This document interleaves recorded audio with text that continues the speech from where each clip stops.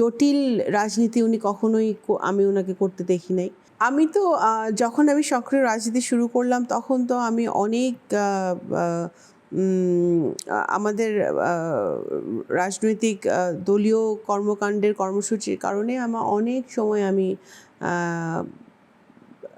আমার সুযোগ হয়েছে দেশনেত্রী বেগম খালেদা জিয়ার সংস্পর্শে আসার, ওনার সাথে টাইম স্পেন্ড করার। তো আমি এতটুকুই বলতে পারি যে আমাদের উনি মানুষ হিসেবে অত্যন্ত একজন সাধারণ, খুবই সিম্পল মানুষ। উনি ওনার মধ্যে কোনো জটিলতা আমি কখনোই দেখি নাই। দেশের প্রতি ওনার ভালোবাসা অপরিসীম। উনি একজন একেবারেই সাচ্চা দেশপ্রেমিক এবং উনি খুবই কি বলে ওটাকে, মানে জটিল রাজনীতি উনি কখনোই আমি ওনাকে করতে দেখি নাই। উনি মানুষকে বিশ্বাস করা উনি করতেন, ওনার সেই প্রবণতা ছিল।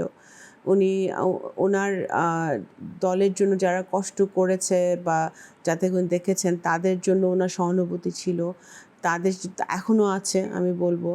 এবং ওনার যারা কষ্ট করেছে ওনার দলের জন্য তাদেরকে কিভাবে মূল্যায়ন করা যায় সেই জায়গাটাও কিন্তু উনি সবসময় চিন্তা করতেন। তো সুতরাং আমার কাছে আমার অনেক স্মৃতি আছে। আমার যেমন উনি বহুবার আমাদের ওই অঞ্চলে গেছে, ফরিদপুরে গেছে। ওনার সাথে আমি একসাথে ফেরিঘাট, তখন তো গোয়ালন্দ ঘাট পার হয়েছি, লঞ্চে গেছি ওনার সাথে একসাথে। বিভিন্ন জায়গায় সিটিংয়ে আমাদের যাওয়ার সুযোগ হয়েছে। আমি এর পরবর্তী সময় যখন তারেক রহমান সাহেব যখন দায়িত্ব উনি নিলেন ভারপ্রাপ্ত চেয়ারম্যান হিসেবে, উনিও সবসময় কিন্তু আমাকে মানে আমার যোগ্যতাকে উনি দেখেছে এবং আমাকে কাজ করার সুযোগ করে দিয়েছে। তো বিশেষ করে যখন আমি প্রথম আসি রাজনীতিতে তখন তো ওই 2011 সময় তো আপনারা জানেন যে প্রেক্ষাপট, তখন তো ওই তৎকালীন সময়ে 2011 সরকারের অত্যাচারের কারণে তারেক রহমান সাহেবকে চলে যেতে হয় অসুস্থ অবস্থায়। তো তখন তো উনি অনেক দিন ছিলেন না আমাদের বাংলাদেশের রাজনীতিতে অ্যাক্টিভলি। তো তখন সেই সময়টা কিন্তু অনেকেই আমার সাথে বিরোধিতা করেছে, যেটা রাজনীতিতে হয়, ইটস নর্মাল। পলিটিক্সে আপনার বিরোধী দল থাকবে, বিরোধী মত থাকবে।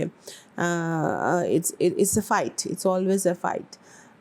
বাট ওই ফাইটে সবসময় ম্যাডাম আমাকে সহযোগিতা করে গেছে। So I will always remember that. And আমি সবসময় দোয়া করি যে আল্লাহ ওনাকে ভালো রাখুক।